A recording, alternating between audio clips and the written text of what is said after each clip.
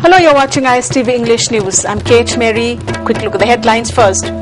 IMC along with police and people launches intensive drive to keep Imphal city clean. And SBDDC demands immediate construction of a diversion bridge near Sanjinthong to submit memorandum to Governor, Chief Minister.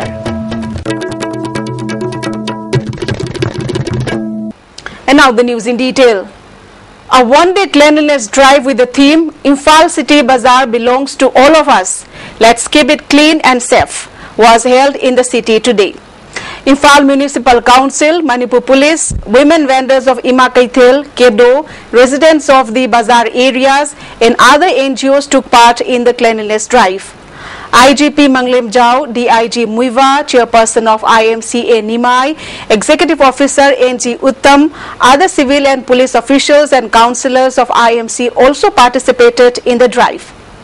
IGP Manglem Jao said, Imphal city is the hub of all activities and center of all people. Everyone who comes to the city must join hands in keeping the city neat and clean. Executive Officer of IMC NG Uttam said, sticking bills or advertisement hoardings and film posters anywhere within the city areas will not be allowed. Anyone found to be acting in violation of this stricture will be liable to be prosecuted as per the bylaws of IMC, he said. Imphal City masak naba macha amani aduna poster thepagi chu theliba mi du dagi lupa chamuna gi fine lobwa yaba akhoi municipality act lei masi yamna athuba matam da koi thabak ondok chagani. Chairperson of IMC Nimai said, those who are responsible for dirtying the city are mostly the street vendors. If the government provides them a proper place, it will help keep the city clean. Just a few hours after the cleaning by the IMC, the bazaar areas get dirtied, which makes it difficult to beautify the city, Nimai lamented.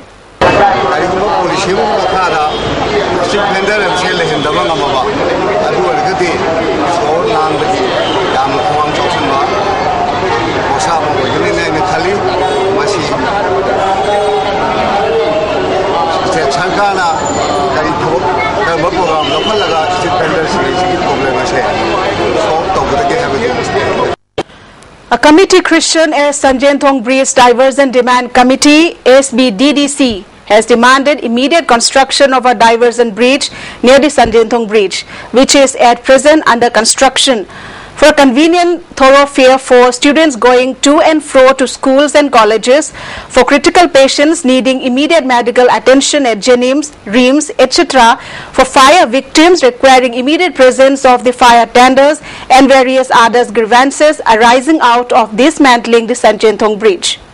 This was resolved at a meeting organized by SBDDC held at 7:30 a.m. today at the CC Higher Secondary School complex to discuss the agenda on immediate necessity of a diversion bridge after the dismantling of Sanjinthong.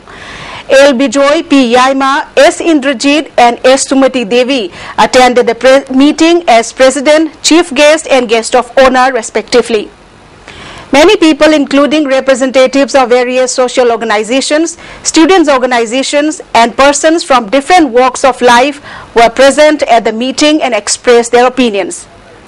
The meeting took 9 resolutions, among which was the demand for the speedy completion and reopening of the Sanjinthong in order to relieve the problems faced by the daily bread earners, to whom the bridge is a lifeline, as well as those who are affected by it. The other demands include upgradation of maintenance of currently utilized Thumbuthong, Minuthong, Loglaubungthong and Singjamai Bridge approach roads. The meeting also decided to submit memorandum to the Governor of Manipur, Chief Minister, Works Minister and concerned authorities as soon as possible. If a speedy response from the side of the government fails to come within 7 days, starting from tomorrow, that is May 26, 2014, the SBDDC has been empowered to chalk out future course of action in the interest of all the affected people. At least 3 women vegetable sellers sustained injuries when a Tata Magic in which they were travelling met with an accident around 3:30 am today at Chingamakong near Biramangol Pharmacy under Singjamai Police Station. The Tata Magic registration number MN06L6070 carrying passengers, especially vegetable sellers, was plying Langthabal to Imphal. The injured women were evacuated to hospital. A team of Kawa police rushed to the site of the accident and helped in taking the injured to hospital. And now some national and international news. Narendra Modi, who led BJP to an astounding victory in the Lok Sabha polls, will be sworn in as the Prime Minister tomorrow in the forecourt of the majestic Rashtrapati Bhavan at a grand function to be attended by foreign dignitaries, including SAARC leaders. The swearing-in ceremony of the 15th Prime Minister of India would be attended by nearly 3,000 guests, including top leaders from SAARC countries like Pakistan Prime Minister Nawaz Sharif and Sri Lankan President Mahinda Rajapaksa.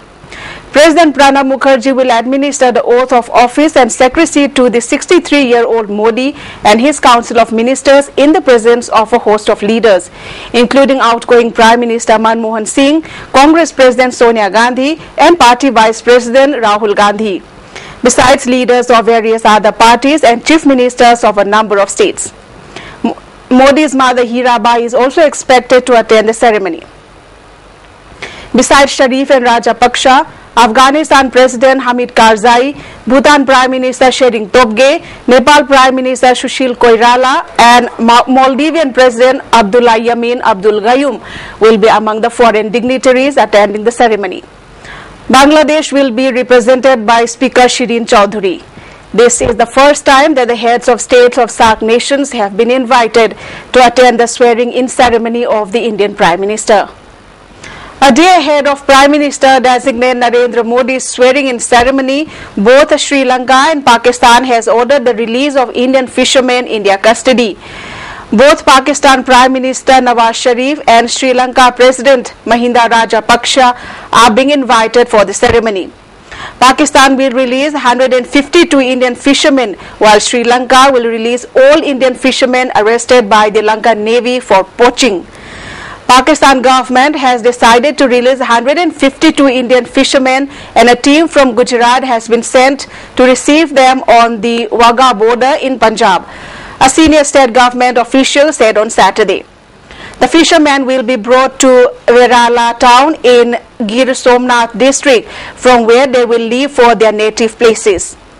According to department officials, the fishermen hail from various parts of Gujarat, Daman and Diu, Dadra and Nagar Haveli and other cities of the country. They were captured by Pakistani marine authorities for allegedly entering into their territorial waters. Tamil Nadu Chief Minister Jayalalitha will not attend the swearing-in ceremony of Narendra Modi. Jayalalitha may not even send any representative for the ceremony, sources say.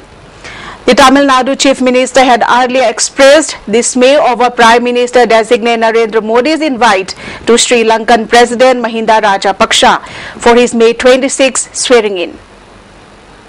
With just a day to go for Prime Minister-elect Narendra Modi's swearing-in ceremony, the final decision to decide the cabinet is due to be taken soon. Modi is likely to merge ministries to downsize the government. Bharatiya Janata Party leader Arun Jaitley is the front runner for the post of the finance minister, while Arun Shourie and MJ Akbar are likely to be roped in as key advisors. Nitin Gadkari has presented the idea of clubbing ministries of railways along with surface transport. Senior BJP leaders like Venkaiah Naidu, Sushma Swaraj and Murli Manohar Joshi are also set to be inducted in the Union Council of Ministers. Boosted by capital inflows and euphoria around the incoming government, rupees surge to 11-month high levels has made it the best performing currency in Asia Pacific region against the US dollar so far in 2014. With a gain of about 5.3% since the start of this year, rupee has sprinted ahead of its other Asia Pacific peers, including Indonesia's rupiah and New Zealand dollar in terms of year-to-date rise, shows an analysis of various currencies vis-a-vis the greenback. The rupee, which closed at 58.52 levels against the US dollar on the last trading day on Friday, has incidentally seen a lion's share of 5.3% gain in the past 1 month.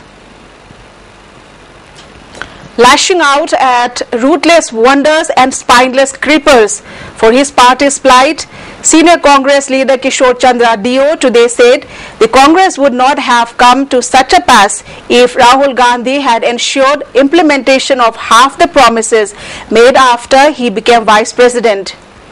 Dio, an outgoing union minister who lost in the recent Lok Sabha polls after being elected to the House for 5 terms, urged the party president Sonia Gandhi and Rahul to do introspection on how to emancipate the grand old party from the clutches of ruthless wonders and spineless creepers, who have held sway for more than 2 decades and have brought the party to such a pass.